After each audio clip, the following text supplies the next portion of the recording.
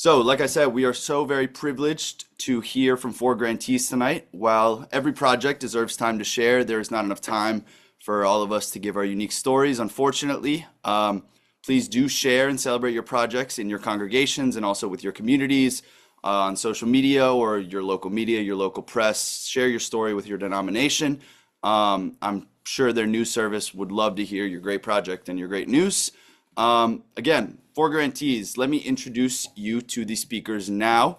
First is Sandra Londa from Wimberley United Methodist Church, and they built the bird blind. Secondly, we will have Adam Bronstone from Congregation B'nai Israel in Gainesville, Florida, who did the multi-faith park cleanup.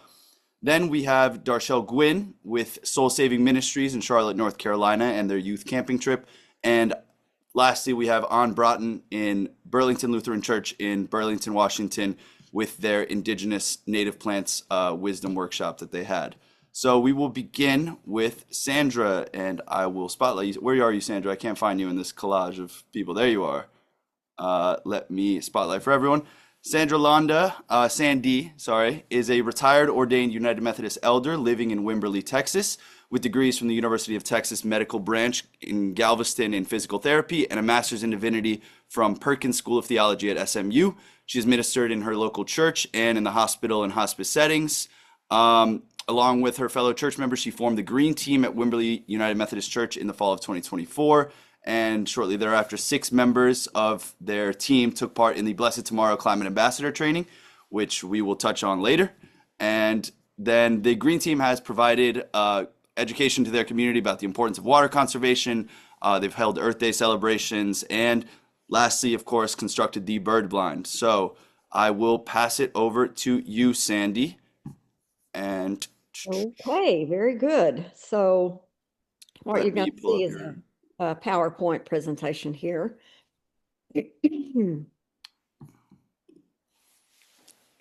So we can just go to the next slide here. I wanted to start with the land on which our church rests. The land came from the Wynn family. Buck Wynn and his family bought 1,100 acres back in the early 1930s. And the land has been the home to the Tonkawa, the Apache, and the Comanche Indians in the 1600s, and then a Spanish land grant in the mid 1700s. So the land is precious to us. Buck Wynn gave 4 acres to the church back in 1980, and he actually sold it to the church for $1. And our church now rests on the Buck Wynn Ranch. Next slide. The beginning of this project occurred when the General Conference of the United Methodist Church, which meets every 4 years, met in 2024, and the bishops noticed that the planet was in peril. And so during that conference, the Book of Resolutions, the Book of Discipline were redeveloped, and some major statements were made.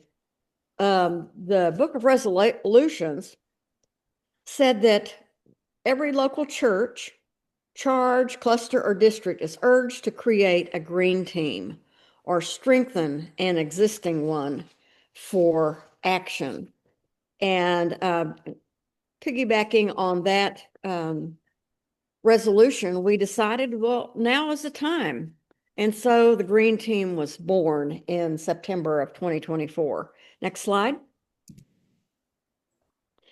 In January, we had the Hays County Master Naturalist come out to our property and perform what's called a habitat enhancing land management walk. And so the team came out to the property, walked it, they identified grass and other plants, made suggestions on improving the soil and controlling erosion, provides helpful advice on attracting birds and other wildlife, as well as preventing oak wilt, which is a serious problem here in the hill country. Next. And so here's a timeline for how things got going. We formed the Green Team in September. 6 of us participated in the Climate Ambassador training in November. The Master Naturalist visited us in January of 2025, and they happened to notice a spot on our property that would be perfect for a bird blind. One of our members of the team is a master naturalist, and he knew of a grant that was going to happen, and so we applied for that grant. And then I attended the National Faith and Climate Summit in March and applied for the Blessed Tomorrow grant and was awarded that grant in June. So next slide. And the goals of this project, the Bird Blind, were to support a declining bird population and make a visual statement to the church and the community that Wimberley United Methodist Church is committed to the stewardship of God's earth, based in Genesis 2, to make our church property more accessible to the general public, and to uphold our designation as a bird city of Texas, and the Green Team's mission statement of caring for creation. We have a preschool at our church, and it's a prime place to educate the children about birds and caring for creation. Next slide. So, yes, so the construction timeline. So the first picture, that was in March.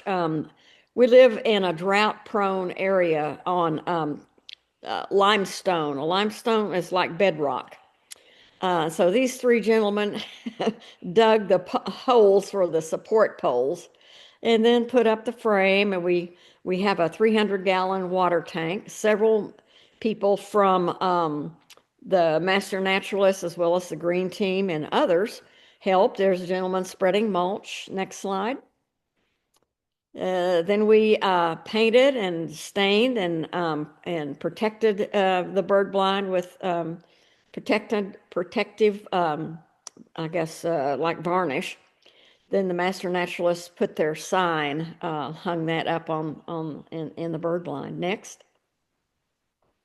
So we had some ways that we promoted it. We've put signs in our parking lot, one in the middle of the parking lot and one at the trailhead.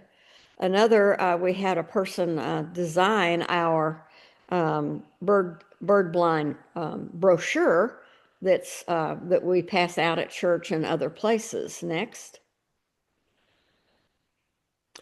We had several articles in the newspaper. One that highlighted the beginning of the grant process, and then we had on social media we had the invitation to the oh my goodness, to the dedication of the bird blind, which happened in September, and then we had another article in the newspaper that where we had coverage of the bird blind. And what was cool was we had people standing outside around the bird blind, and then we had other people who were challenged, physically, who couldn't make it out there. So we had it live streamed into the sanctuary as it happened. Next. And these are some of the 2 of the 38 species that we have that have come to our bird blind. Next. At the very end of, or actually in November, the Hays County Master Naturalists wanted to collaborate with us, and so they honored us at their gala, which happened in November, and gave us a plaque, an award plaque, recognition of our appreciation and support of the Master Naturalists, and we feel very much the same about them. And there's the little program, and just a way of helping people connect their faith with caring for creation. We only have one planet that was given to us, and so it's up to us to care for it. Thank you very much. Thank you so much, Sandy. Thank you so much. The pictures, those 2 pictures of the birds are so cool. And the fact that there was 38 species is pretty insane. Thank you again, Sandy. Next, we have our friend Adam Bronstone from Congregation B'nai Israel in Gainesville, Florida, who did the multi-faith park cleanup. Adam Bronstone is a member of the Jewish community of Gainesville. He is active with the synagogue and the community with respect to multi-generational and environmental causes. Adam has been a Jewish community professional for many years and has been active in pursuing interfaith activities throughout this time. So, where are you, Adam? I forgot to spotlight you. I don't know why I Great, can't Eric. see Thank you very you. much. There you So are. You were hiding on the second page. Hello, Adam. hello. So if we can start the slideshow. Yes.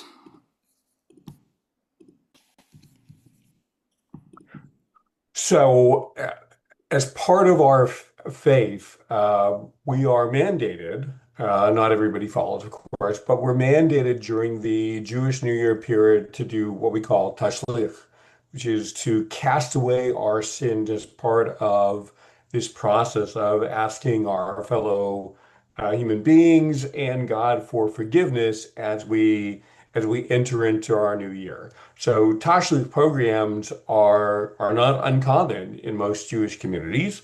Um, we decided to do something slightly a little different this year and make it not just a Jewish program.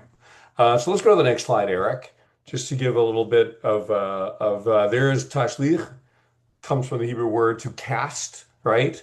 Um, and that's exactly what we do. We go to a river. I grew up at a synagogue that was right on that backed right onto a river, so we didn't really have to go too far. Um, but because of that, there was no other program with that. So we decided in Gainesville to do something more. Next slide. There's the ad for it, and as you can see, we had a number of partners in the Jewish community, Blessed Tomorrow, of course, and the Clio Institute, which is an environmental institute that's based in Gainesville, the area, that's led also by a member of our own community, which was really nice. Uh, Next. So there's our program, Sunday 21st. What we had was we wanted to give everybody an introduction by Ellen from the Clio Institute um, about, the day and also the Clio Institute. We were going to have what we call a PJ Library program. The PJ program is where Jewish kids from 0 to 6 get books, Jewish-based books. It's actually a program. Funny enough, it's founded by a man named Harold Grinspoon, and he based the program on none other than Dolly Parton's reading program that she created in life. Turned out that they were on a airplane together many, many moons ago, and she was talking about it, and he had the inspiration.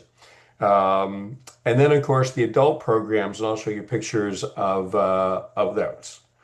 Next. So we started with one of our rabbis calling us to start the program with the shofar, the ram's horn. We use that traditionally for New Month.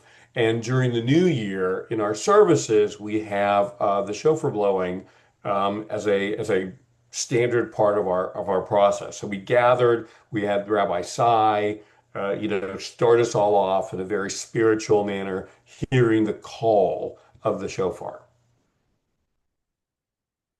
So there's Ellen Siegel from the Clio Institute, and you saw Linda Maurice. She's the head of the community organization, JCNCF, and they're the two professionals that really were behind this. Next. So there's our crowd, and you can see Naomi, who's the staff person for the community, giving everybody instructions. We had roughly 75 people out, and you can see there's kids, there's adults, there's young people, there's old people. This was the biggest crowd that we've had. We went to Veterans Park, a different place than we've done something in the past. We had great cooperation from the park staff, and it was big enough that we could do a lot of things. So not just park cleanup, but also refurbishing of some of the areas. Funny story. The park people do such a really good job of cleaning up their park on a daily basis. They agreed to not clean the park. Program was a Sunday, so they agreed not to clean the park on Thursday, Friday, and Saturday. so that they would actually give us something to do along with the beautification that we were doing. Next, please. And you can see father and son, they did quite a bit of cleaning up, which was nice. But it shows that on a daily basis, if someone's not doing the cleanup, that people really abuse our environment. They abuse, the earth that we're living on. So it's great that people cleaned up so much. They did it together as a family. It's unfortunate that without the park staff, there would be a lot of trash on in our environment. Next. Those are the kids. The people in the t-shirts are actually part of a young adult program at my synagogue. And then we have kids that came from my synagogue, but also from around just the community as part of the program. It was really nice to see so many kids on a Sunday morning, come out and do this. We also did part in a creative arts and crafts program as well. That's one of the kids, and that's actually Linda Maurice's daughter who was helping out. And all the crafts were, of course, green. So we ended the program with the actual tashlich, the actual casting off of our sins. Ironically enough, because there's been a bit of a drought in the Gainesville area, we were really worried there wouldn't be any water. And as it turned out, thankfully, there's a stream and there was water. And here you see Rabbi Kamen, who's actually my rabbi, explaining to people, giving them an updated version of what tashlich is about. And we're about to cast our sins. And I assume the next one is about the casting of the sins. And there they are, the casting of the sins. Next. So again, 75 people, multi-faith, intergenerational, multiple activities. With Blessed Tomorrow Fund, we're able to have the program and also pay for on-site security. For Jewish programs these days, it's an absolute must. People won't come out without it. Strong cooperation with the park staff because they really love what we were doing. Challenges. In terms of getting an interfaith program, Sundays are always the best for us because we're not doing services and it's our religious school time. So we can build it into religious school. The challenge of having, non-Jewish interfaith partners, especially Christian partners, that Sunday morning is when you have your services, right? And so next year we did have one interfaith partner, United from Gainesville. We really are trying to figure out that sweet spot of when we can do this so it's not too warm out and we can bring everybody out. It's a challenge, but something that we really want to grow into that challenge. Will we do it again? Yes. We want to incorporate more multi-faith partners. We need to start earlier. We want to bring more partners into the planning of the program. And all these ideas that we just heard about are great ideas in terms of us wanting to be creative and do something different than the year before. Let me just say one last thing. Eric, if you can take the slide off. I'll say one last thing about that really was funny. We gathered everybody around. I did as we started the day, at the end of the day, I should say, and we talked about what we wanted to accomplish. And I said, the reason why we're here is because people don't take care of our natural environment. And I said, and if you were this park and there was trash all over the place, what would you say to us human beings? And this 9-year-old kid just shouted out, "You suck." And, we all had a good chuckle because only a kid would say the obvious. But I said, you're right. We as human beings suck. We don't appreciate the fact that we are partners with the earth, right? That we're only here because the earth is healthy, right? We destroy the Amazon our lungs. We leave trash everywhere. We pollute our planet without even thinking sometimes. So it was really nice to see a 9-year-old get it and kind of put it in all of our faces as adults. But it's also why the program was really so meaningful, why so many people came out, and we had interfaith partners, and we had the Clio Institute, and we had a vegan food truck there as well because we wanted to stay as part of that. So it was a really, really meaningful day to turn something that we're mandated to do into something really fun and interesting. And again, we couldn't have done it without Blessed Tomorrow. In fact, the Federation, JCNCF, they got money from Blessed Tomorrow, and so did we. And it was all because we all went to this interfaith Blessed Tomorrow event. Everyone probably was at the one. And that's where we came up with this idea of applying for funds. That's where we came up with this idea of pushing forward with interfaith programming. So thank you to Blessed Tomorrow for making a lot of this possible. Thank you very much, Adam. Yeah, thank So you. Eric, you can pat yourself on the back because really and Carol, being at that event very much inspired Linda and I to really move forward and do more. Yeah, definitely. Carol killed it at the National Faith and Climate Forum, and that's why we had so many applicants and why we were lucky enough to be able to grant everyone the grant.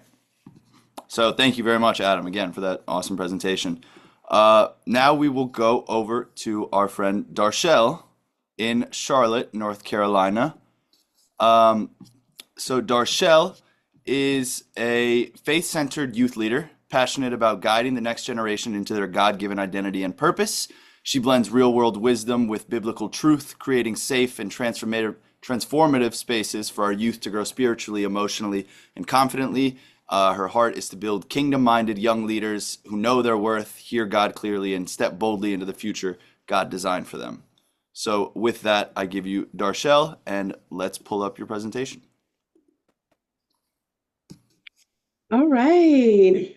Good afternoon, everyone. So on behalf of Soul Saving Ministries and our youth department, I want to say thank you for making this camping trip possible. Because of your generosity, the weekend was amazing for our youth.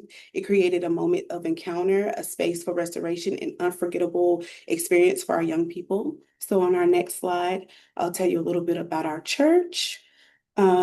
This is our church, Soul Saving Ministries. We have been serving the community since 1986, so it'll be 40 years in January. We are truly a church that love built. Our heart has always been to create warm, faith-filled community where people can grow, serve, and experience the love of Christ in real and practical ways. Our vision is simple, is to build a family of believers who serve selflessly and shine God's love everywhere we go. And our mission is to drive everything we do with the love of God, to love people and to make disciples through worship service and genuine outreach. This camping trip was just one more way that we were able to live out that mission out loud beyond the walls of the church and directly into the lives of our youth and community. So on the next slide, I'll tell you a little bit about our pastor. Our pastor is Dr. DJ Crawford, as we love to call her. She is a powerhouse behind everything we do. She's a leader who hears from God. She loves people deeply and pushes us to believe that with God, nothing is impossible. Her passion and vision are the heartbeat of our church. And the next slide is about me, which you guys heard a little bit about me. I am one of the people who keep our youth lifted, focused, and on fire for God. In our next slide, I'll tell you about our youth ministry, which is called Generation Next. So our youth ministry we consider it a movement. So we believe that this is the next army rising up with identity, purpose, and Holy Ghost confidence. So we create spaces where youth of all ages can encounter God, discover their gifts, and become leaders in their communities. We are very loud, we are very loving, and we are laser focused on what Jesus called us to do and to create change in the world. So on the next slide, I'm going to give you just a brief overview of our camping experience. So our youth, we stepped into the wilderness, not as something to fear, but as something that God can help to create our community outside. The scripture tells us in Hosea 2:14, I will allure her into the wilderness and speak tenderly to her there. And that's exactly what happened. God spoke. We went on a scavenger hunt through the woods. We learned how to work together and trust each other and care for creation. We gathered what we needed. We learned responsibility for the earth and our local community. We learned teamwork and gratitude for God's provision. That night, we circled around a campfire, singing, laughing, and worshiping under the open sky. The flames warmed us, but the presence of God warmed us even more. In that moment, Psalms 34:8 came alive, which is, "Oh, taste and see that the Lord is good." And trust me, the s'mores, they were everything that the Lord had made that was good. The next morning, we tapped into creation through stewardship. So the kids made bird feeders and they picked up trash and giving back into nature and learning what Genesis 2:15 teaches us, that we are called to take care of the earth that God created. It was beautiful to see their hands covered in peanut butter and bird seeds and them learning the importance of taking care of God's creation and fully embracing what it means to serve God by serving his creation. And then on the next slide, we had some more powerful moments of mentorship. So some of our older youth helped the younger youth set up their tents, taught them the importance of safety while outside, and then the importance of serving others.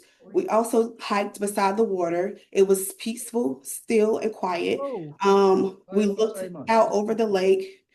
So Psalms 23, 2 and 3. How are you? Like before our very eyes. He leads me beside the still waters. He restores my soul.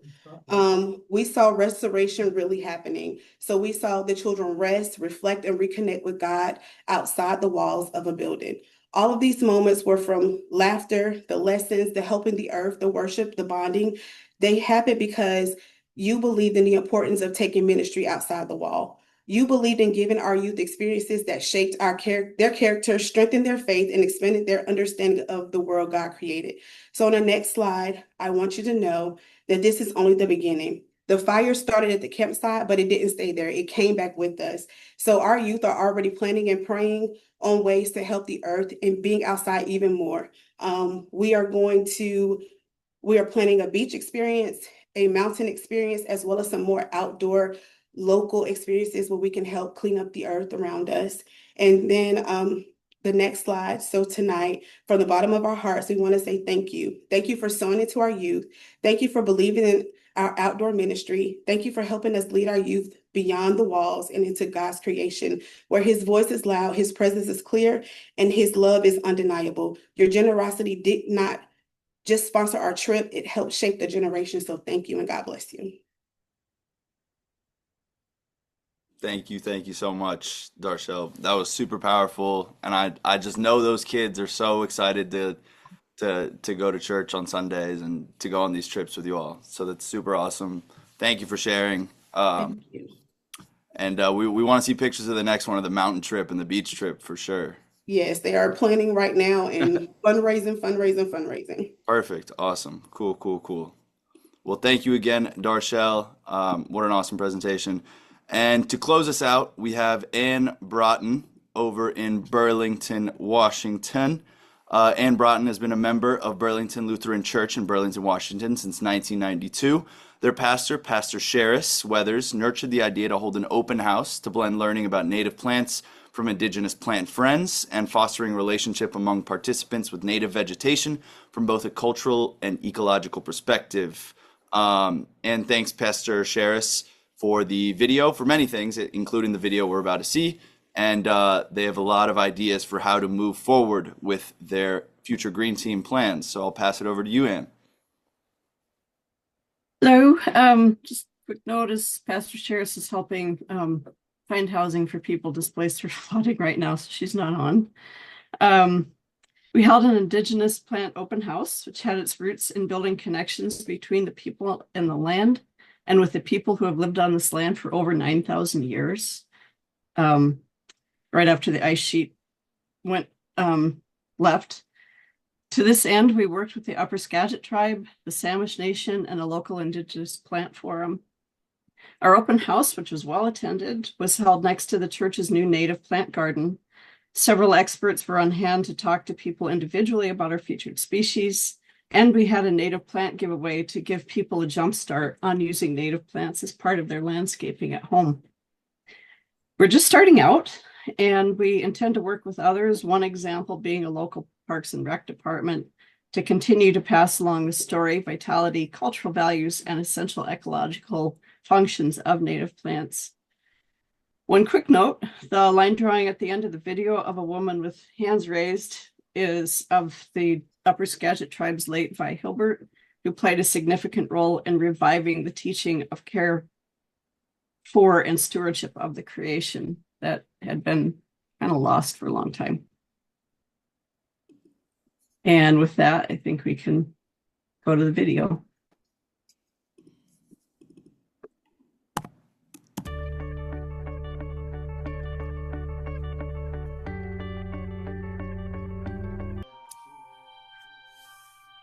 Ladies and gentlemen,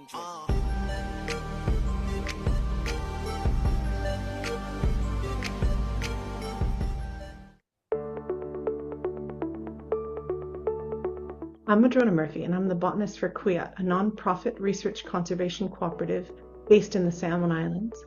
And together with Ginger James and Rosie Caillou James, I help coordinate the Indigenous Plants Forum, which brings together native and non-native stewards of traditional plants to grow, preserve, and share knowledge of traditional plants and protect plant habitats. The whole process was very collaborative and very respectful. It was wonderful to have so much of the native language involved, to have people be able to talk about plants in the languages that those plants have been called for millennia, and to be able to have some deep conversations with people and introduce them to plants that are important to native people in their community and to the ecology of the area they live, and to share that reverence for the natural world around us. People got to meet the plants and the people that have grown together in the Burlington area, and to understand that connection, how those plants are important, to be able to take plants home and to grow them in their own gardens, their own space, to see the beautiful plants planted there on the church property, and to build a sense of community together with the plants, with the people, with the landscape. I had a great time. I hope that everyone involved did. My experience that day suggests that in fact they did, and that people learned a lot and had a chance to go home with a plant they could get to know and learn more about and learn more from. And I hope it's the beginning of many new collaborations and lots of new flowerings. Sitqualo call Tudsta to all Skagit. I'm Laura Pennington. I'm an elder from the Upper Skagit tribe, and working on this grant for Burlington Lutheran has been really impactful.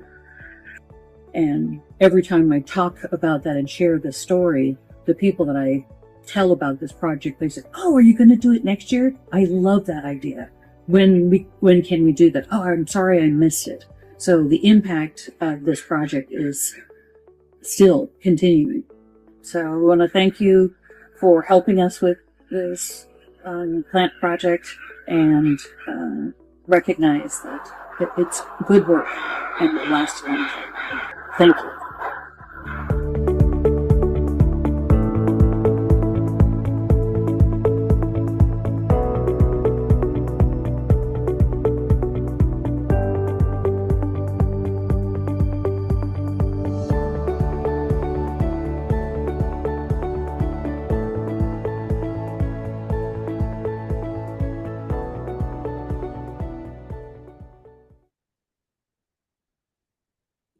Awesome video. Thank you, Ann, and thank you. Please tell Pastor Sheriff Weathers thank you for that awesome video. Awesome, cool. I hate to say awesome so many times, but it really is so awesome.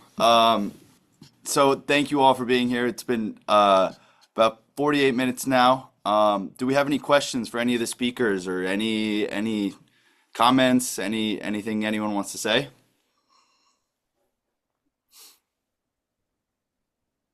I just want to say I just am holding back tears for just how the great impact that all of you have had. We heard from just 4 because we didn't have time to hear from everybody, but you all just blow me away, and you give me so much hope. And I call it hope in action, you know.